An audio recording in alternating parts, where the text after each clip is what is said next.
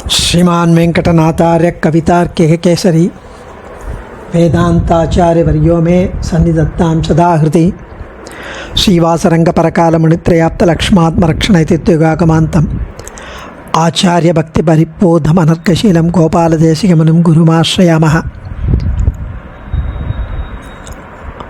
श्रीमद्गोपालार्घ्यदेशिकदयैकपात्रं प्रज्ञाविरक्तिकरुणादिगुणौघवासम् आचार्यसप्तशतीकाव्यं प्रियाधरेण दत्तं श्रीगोपालार्घ्यमहादेशिकमाश्रयामः।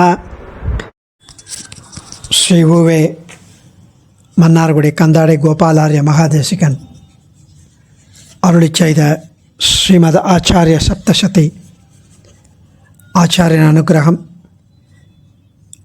அனுபவித்து கொண்டு வருகிறோம். வேதாந்த தேசிகனுடைய திவ்ய சரித்திரத்தை பற்றிய 717 ஸ்லோகங்கள் கொண்ட இந்த ஸ்ரீமத் ஆச்சாரிய சப்தசதியில் இப்போ சத்யவிரத க்ஷேத்திர காண்டம் அனுபவித்துக்கிறோம். அதாவது காஞ்சிபுரத்தை பற்றி சுவாமி மங்களாசாசனம் பண்ணினது. அதில் எஸ்பெஷலி இந்த ஸ்லோகங்கள் இப்போ அனுபவித்து கொண்டு வரும் ஸ்லோகங்கள் அந்த வைசாக உற்சவம் எப்படி நடந்துட்டுருக்கு, பக்தர்கள் கூட்டம் எப்படி காட்சி அளிக்கிறது, அதெல்லாம் அனுபவிக்கிறார். இன்றைய தினம் 236வது ஸ்லோகத்திலேருந்து 240 ஸ்லோகங்கள் வரைக்கும் சேவிக்கலாம். சம்மன்யதோ அத வணிஜோ திருஷ்ட்வாசௌ யோகி பிருந்தனுத கீர்த்தி ध्रुवमर्थान् सकलानपि समकल्प्यताञ्जलिग्रह्यान् सम्नह्यतो अथ वणिजो दृष्ट्वासौ योगिबृन्दनुतकीर्तिः ध्रुवमर्थान् सकलानपि समकल्प्यताञ्जलिग्रह्यान्. போன ஸ்லோகத்தில் அந்த உற்சவ சமயமாக இருக்கிறதுனால தெருவெங்கும் புதிய கடைகள்லாம் திறக்கப்பட்டது, மங்களப் பொருள்கள்லாம் விற்பனை செய்வதற்காக. ஸோ வேதாந்தங்களால் தேடப்படும் எம்பெருமான் வீதி உலாவின் போது ஒவ்வொரு வீட்டையும் அனுகிரகித்து தர்ம அர்த்த காமம் மோட்சம் போன்ற 4 வகை செல்வங்களை அருளப் போகிறான், நிறைய செல்வம் அருளப் போகிறான் என்ற சூக்ஷ்மம் அவளுக்கெல்லாம் தெரிஞ்சிருக்கு கடைக்காரர்களுக்கு. அதனால் வந்து கடை விரிச்சிட்டா. நிச்சயமாக அவளுக்கு செல்வம் வரும், மக்கள் சந்தோஷமாக இருப்பா. அதனால் அந்த செல்வத்தை வச்சு இவள் கடையிலேருந்து வாங்குவா, நமக்கு பிஸ்னஸ் கிடைக்கும்னு. அடுத்த ஸ்லோகம் அதை கண்டினியூ பண்ணுறார். அதை ஆனால் ரொம்ப அழகாக கண்டினியூ பண்ணார். அதாவது அங்குள்ள வணிகர்கள், அந்த பிஸ்னஸ்காரெல்லாம் கடைக்காரெல்லாம் தங்கள் விற்பனைக்கு தயாராகி கொண்டிருக்கிறார்கள். அப்போ கொண்டிருக்கும்போது முனிவர்கள் கூட்டங்களால் புகழப்படும் எம்பெருமான் ஒரு சங்கல்பம் பண்ணானாம். இந்த கடைக்காரெல்லாம் இவ்வளோ அழகாக எதை எட்டாலும் 10 ரூபா, எதை எட்டாலும் 2 ரூபா, எதை எட்டாலும் வரணா அப்படின்னு, அதாவது சீப்பாக எல்லாத்தையும் வாங்கிட்டு போகிறதுக்காக, எல்லாத்தையும் விற்பதற்காக ஒரு ட்ரிக் பண்ணி மக்களை அட்ராக்ட் பண்ணுறான்.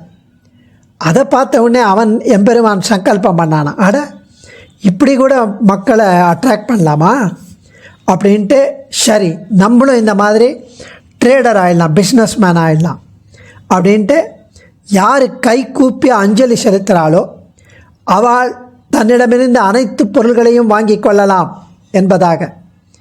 ஒரு கை கூப்பினீங்கன்னா ஒரு கை கூப்பு எதையும் வாங்கி கொள்ளலாம், அனுகிரகத்தை பெற்றுக்கொள்ளலாம் அப்படின்னு அனுபவிப்பதாக சுவாமி இங்கு தெரிவிக்கிறார். அதாவது மக்கள்லாம் என்ன பண்ணுவா, அவனை நம்மளை மாதிரி ஆக்குவான், அவன் நம்மளுக்கு ஈக்குவலாக நமக்கு போகம் கொடுப்பான், போகமாத்திர சாமியலிங்காச்சான்னு நமக்கு மோட்ச சாம்ராஜ்யத்தில் அவனுக்கு ஈக்குவலாக சந்தோஷத்தை அனுபவிக்கிற மாதிரி, அவனுக்கு கைங்கரியம் பண்ணுற மாதிரி, அவனுடைய அனுபவம் நமக்கும் கிடைக்கிற மாதிரி பண்ணுவான் அப்படின்னு மக்கள்லாம் நினச்சிப்பா. இவன் என்ன பண்ணுறான், கடைக்காரர்கள் மாதிரி நம்ப ஆகணும்னு எம்பெருமான் நினச்சிக்கிறான். அதுவும் அவள் ப்ரிப்பேர் பண்ணுறா, கடையெல்லாம் விரிச்சு. இவனும் ப்ரிப்பேர் பண்ணுறானா, தன்னை டெக்கரேட் பண்ணிட்டு அழகாக அலங்காரம் பண்ணிட்டு ஆபரணங்கள்லாம் போட்டுண்டு ஒரு வாகனத்தில் ஏறிண்டு கொடையெல்லாம் ஏழை பண்ணிட்டு இவனும் ப்ரிப்பேர் பண்ணுறானான். அவள் எப்படி மெட்டீரியல்லாம் வாங்கிட்டு வராளோ இவனும் அதே மாதிரி. அவள் தன்னுடைய வீட்டிலேருந்து தன்னுடைய கோடவுன்லேருந்து வந்து இங்கே விரிக்கிறான். இவனும் தன்னுடைய இடத்துலேருந்து சந்நிதியிலேருந்து வந்து இங்கே தெருவாக வந்து வீடு வீடாக வந்து ஏழை பண்ணி விற்கிறானா. தன்னையே விற்கிறான், தன்னுடைய அனுகிரகத்தை கொடுக்கிறான். ரெண்டு பேரும் சேல்ஸ் பண்ணுறாளாம். இவன் வந்து இந்த கடைக்காரன் எல்லா பொருள்களையும் விரித்து பார்வைக்கு வைக்கிறான். இவன் தன்னுடைய அழகை குணங்களை விரித்து அவர்கள் பார்வைக்கு வைத்து அவர்கள் கை கூப்பினா போரும் கொடுத்துட்றேங்கிறான். இவாள்லாம் அட்வர்டைஸ் பண்ணுறா. அந்த இடத்துல அப்படியே ஒரு சவுண்டு ஒரு போர்டு எல்லாம் போட்டு கடைக்காரன். இவன் என்ன பண்ணுறான், தானும் அட்வர்டைஸ் பண்ணுறான். எப்படி பண்ணுறான்னா, யோகிகள்லாம் புகழ்கிறார்கள் அவனை பற்றி தெரிஞ்சுட்டு அவனுடைய குணங்களையும் அழகையும் அவனுடைய நாமாவளியும் யோகிகள் புகழ்கிறார்கள். ரிஷிபி பரிகீதானி தானி வக்ஷாமி பூத்தையே அப்படின்னு ரிஷிகள் முனிகள் அப்படி வர்ஷிப் பண்ணி புகழ்கிறார்கள். அப்படி புகழ்றதுனால அது அவனுக்கு ஒரு அட்வர்டைஸ்மெண்ட் ஆகிடுதான். இப்படி ரொம்ப அழகாக நம்மளை அவன் மாதிரி ஆக்குவதற்கு பதிலாக அவன் இவர்கள் மாதிரி கடைக்காரனாக ஆயிடுறாளே அப்படின்னு அனுபவிக்கிறார் சுவாமி. அதுக்கு அடுத்த ஸ்லோகம் 237வது ஸ்லோகம். இதுவும் ரொம்ப அழகான ஒரு அனுபவம். தீனாவனாய வரதோ பிராம்யேத் சர்வாம் அகமீதிக ஜாத்ரிஹி க்ஷண விஸ்லேஷாசகனோ கஜராஜ வியாஜதோ ஜகாம புரஹ. தீனாவனாய வரதோ பிராம்யேத் சர்வாம் மகமீதி கஜாத்ரிஹி க்ஷண விஸ்லேஷாசகனோ கஜராஜ வியாஜதோ ஜகாம புரஹ. வரதராஜன் ஆதரவற்றவர்களை ஆக்கிஞ்சன்யர்களை ஆதரவே இல்லாதவர்களை ரட்சிப்பதற்காக எம்பெருமான் வரதராஜன் இந்த உலகம் முழுவதும் சுற்றி வருவான், வலம் வருவான் என்று தீர்மானித்ததாம் அந்த அஸ்திகிரி மலையில் தான் வரதராஜன் இருக்கார். அந்த அஸ்திகிரி மலைன்னா ஆனைமலை, கரிகிரி மலை. அந்த அஸ்திகிரி மலை ஆனைமலை அவன் தன்னுடன் இருக்கும் தன்மேலே இருக்கும் எம்பெருமான் இன்னும் கொஞ்ச நேரத்தில் இறங்கி ஊர் முழுக்க போய் பக்கத்து கிராமங்கள்லாம் போய் அவர்களை ரட்சிக்கப் போகிறான் அப்படின்னு நினச்ச அந்த மலை அவனை விட்டு நான் எப்படி பிரிஞ்சிருப்பேன்? அந்த கரிகிரி மலை அஸ்திகிரி மலை அவனை விட்டு நான் எப்படி பிரிஞ்சிருப்பேன்? ஒரு க்ஷணங்கூட அவன் பிரிவை என்னால் தாங்க முடியாது அப்படின்ட்டு அது ஒரு ஆணை ரூபம் எடுத்துட்டு எம்பெருமான் கூடவே வீதியில் அவருக்கு முன்னால் ஒரு பெரிய யானையாக ஊர்வலத்தில் சென்றது. ஸோ பெருமாள் எழும்போது முன்னாடி ஒரு யானை, ஒரு கோவில் யானை. அதை பார்த்து இவருக்கு இது அஸ்திகிரி மலையோ யானையோ வந்து விட்டது அப்படின்னு அனுபவிக்கிறார் சுவாமி. இதில் ஒரு அழகான ஃபேன்சியாக சொல்கிறார். அதாவது அவர் வெளியில் வரும்போது அதுக்கு முன்னாடி ஒரு பெரிய மெஜஸ்டிக் எலிஃபெண்ட் ஒன்று வரும். அவருடைய இடமும் அஸ்திகிரி. இங்கே முன்னாடி வரதும் ஆனை. அது ஏன் அப்படி வருதுன்னா அவரால் தாங்க முடியாத அந்த பிரிவை. ஏன்னா ரெண்டு அஸ்திகிரி மலையும் பெருசாக கருப்பாக ஹியூஜாக அழகாக இருக்குது. இந்த யானையும் பெருசாக கருப்பாக அழகாக இருக்குது. ரெண்டுமே அத்திகிரி மலையும் முதல்ல நம்ம பார்க்குறது மலையை தான், அதுக்கப்புறம்தான் வரதன். அதே மாதிரி இங்கே முதல்ல நம்ம பார்க்குறது யானை, அதுக்கப்புறம்தான் உற்சவர் பின்னாடி. அதாவது ஃபெஸ்டிவல் இல்லாத நாளில் நம்ம முதல்ல மலைக்கு போவோம், அதுக்கப்புறம் பெருமாளை பார்ப்போம். உற்சவம் இருக்கிற நாளில் முதல்ல யானையை பார்ப்போம், அப்புறம் உற்சவரை பார்ப்போம். இப்படி அழகாக இதை அனுபவிக்கும் விதம் அது எத்தனை ஒரு ஈடுபாடு இருந்தால் சுவாமி இவ்வளவு கவிநயத்துடன் பக்தி பரவசத்துடன் இதெல்லாம் எழுதியிருப்பார். ஷட்டரி புஷாகா சாராசாரைஹி சரசை புரஸ்ஸரா சௌரேஹே शिष्टा विप्रा रसिकश्रवशी आनन्दयामासुः ஷடரி புஷாகா சாராசாரைஹி சரசை புரஸ்ஸரா ஷௌரேஹே சிஷ்டா விப்ராரசிக ஸ்ரவசி ஆனந்தயாமாசுகு. குணசீலர், குணபரிபூர்ணர்களான பிராமணர்கள் பக்தர்களுடைய செவிக்கு இன்பத்தை தருவதற்காக இந்த உற்சவத்தின் போது பக்தர்கள்லாம் கேட்டு ரசிக்கணும், அனுபவிக்கணும், பெருமாளுடைய குணங்களை அனுபவிக்கணும் அப்படின்னு வேத சாரமான தமிழ் வேதமான நம்மாழ்வாரின் அருளிச் செயல்களை பாராயணம் செஞ்சபடி எம்பெருமானுக்கு முன்னாடி கோஷ்டியாக போனாலாம்.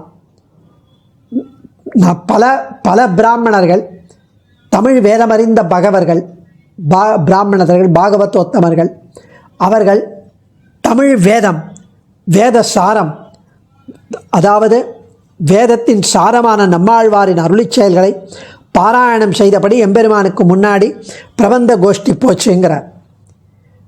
ஏன் அப்படி போச்சுன்னா, அந்த பிராமணர்கள்லாம் வந்த பக்தர்களுக்கு செவிக்கினிய பெருமாளை செவிக்கும்போது காதுக்கும் இனிமையாக தமிழ் வேத சாரம் அவர்கள் காதில் எட்டி அவர்கள் அதை அனுபவிக்க வேண்டும். ஒன்றா அந்த குணநலன்கள் பிரபந்தம் மூலமாகவும் தன் கண்களாலும் அதை அனுபவிக்க வேண்டும் என்று இதெல்லாம் சொன்னாலாம். இந்த இடத்துல ஒன்று சுவாமி தெரிவிக்கிறார். திருவாய்மொழியை இங்கே அவள் சேவிக்கலை. ஏன்னா திருவாய்மொழியை வீதிகளில் சேவிக்கக்கூடாது. அவர் சொன்னது திருவிருத்தம், திருவாசிரியம், பெரிய திருவந்தாதி, இதெல்லாம் அவள் நம்மாழ்வாரின் அருளிச் செயல்களை பாராயணம் செய்கிறார்கள்னு அதை புரிஞ்சுக்கணும். ஏன்னா திருவாய்மொழியை அங்கே வீதிகள்லாம் சேவிக்க மாட்டான், கோவிலில் தான் சேவிப்பான், உட்காந்து சேவிப்பான். அதுக்கு அடுத்த ஸ்லோகத்தில் அம்பரச்சர தும்புரு முகசுர காயக வாத்திய மாதுரி சுகிதாக வாதன நாட்டனமபி ச பிரசசம் சூர்விரத வாத்தியகாராணாம் அம்பரச்சர தும்புரு முகசுர காயக வாத்திய மாதுரி சுகிதாக வாதன நாட்டனமபி ச பிரசசம் சூர்விரத வாத்தியகாராணம். தும்புரு முதலிய விண்ணுலக இசைக்கலைஞர்கள், தும்புரு நாரதர் அப்படின்றவர்கள், இந்த தும்புரு முதலிய தேவலோக இசைக்கலைஞர்கள், தேவலோக மியூசிஷியன், அவர்கள் இசைக்கருவிலிருந்து வெளிப்படும் இனிமையான நாதம் வானில் உலாவுவர்களுக்கு இன்பம் அளிப்பது. அவர்கள் கூட இங்கு வரதராஜனின் இசைக்கலைஞர்களின் ஆடலையும் பாடலையும் ரசித்து பாராட்டினர். அவர்கள் கூட, ஏன்னா தேவலோக கந்தர்வர்களும் தும்புரு நாரதர்களும் எவ்வளவு அழகாக தேவ இசை, தெய்வீக இசை, தேவகானம் அதை வாசிப்பா, அதை இசைப்பா. அவர்களே இந்த பாராட்டினார்கள், ரசிக்கிறார்கள். அப்படின்னா இங்கே வரதராஜனின் உற்சவத்தில் இசைக்கலைஞர்களின் ஆடலையும் பாடலையும் அவர்கள் ரசிக்கிறார்களாம். அவ்வளவு அழகாக இருக்கு அப்படின்னு இந்த இடத்துல அந்த தேவலோக இசைக்கலைஞர்களே ரசிக்கிறார்கள். அதுவும் தேவலோகத்துக்கு வரைக்கும் அது கேட்கறதுன்னு அர்த்தம். அவெல்லாம் டிவைன் சிங்கர். அவர்கள் இவ்வளவு இங்கே வந்து இவ்வளவு அழகாக இதை ரசிக்கிறார்கள்னா, இவர்கள் காஞ்சிபுரத்தில் இருக்கும் இசைக்கலைஞர்கள் எவ்வளோ அழகாக அதை இசைக்க வேண்டும். அதுவும் அந்த நடனம், நாட்டியம், பாடல்கள் எல்லாம். நயனானந்தமதானி காஞ்சியாம் திராகீயசீஷு ரத்யாசு கர்கிரி பதிரதரி கிருதமத கலகலபமசீ சலீலயா தேன. நயனானந்தமதானி காஞ்சியாம் திராகீயசீஷு ரத்யாசு கர்கிரி பதிரதரி கிருதமத கலகலப சலீலயா தேன. அஸ்திகிரி மலையின் எம்பெருமான் வரதராஜன் காஞ்சிபுரத்தில் நீண்ட அகலமான பிரதான சாலைகளில் தனது கம்பீரமான நாட்டிய நடையால் அடியார் கண்களுக்கு மகிழ்ச்சியை கொடுத்தார். பெருமாள் எழும்போது அப்படி கிடுகிடுகிடுன்னு சில சமயம் ஏழை பண்ணுவாள், சில சமயம் மெதுவாக ஏழை பண்ணுவாள் ஹம்ச கத்தியில், சில சமயம் அப்படியே ஷேக் பண்ணுவாள் முன்னாடியும் பின்னாடி, சில சமயம் கஜகதி யானை கதி. இதெல்லாம் ஷலீல யாத்தம் என்கிறார். ஷலீல யாத்தம் ரொம்ப அழகாக முன்னாடியும் பின்னாடியும். அதுவும் அந்த எம்பெருமான் பக்தர்களுக்கு மகிழ்ச்சியை கொடுக்கணும், அவளுக்கு ஒரு செலிப்ரேஷன் இருக்கணும். அட்டகாச நடை, அவர் நடக்கிற அந்த நடை, காஞ்சிபுரத்தில் அந்த கொடையோடு அவர் நடக்கிற நடை, அதுவும் வீதிகளில், பிரதான சாலைகளில் அந்த அழகான நடை யானை குட்டியின் அட்டகாச நடையை கூட விஞ்சியது என்கிறார் சுவாமி. யானை குட்டி எப்படி நடக்குமோ அதை விட அழகாக இருக்கு. அதனால் எல்லாரும் அதை கண்டு மகிழ்ந்து அதில் அவருடைய அனுக்கிரகத்தை பெற்றுக்கொள்கிறார்கள் என்று அர்த்தம். அடியேன் தன்யோஸ்மி. ஆச்சாரியன் திருவிடிகளே சரணம். கவிதார்க்கிக சிம்ஹாய கல்யாண குணசாலினே ஸ்ரீமதே வெங்கடேஷாய வேதாந்த குரவே நமः.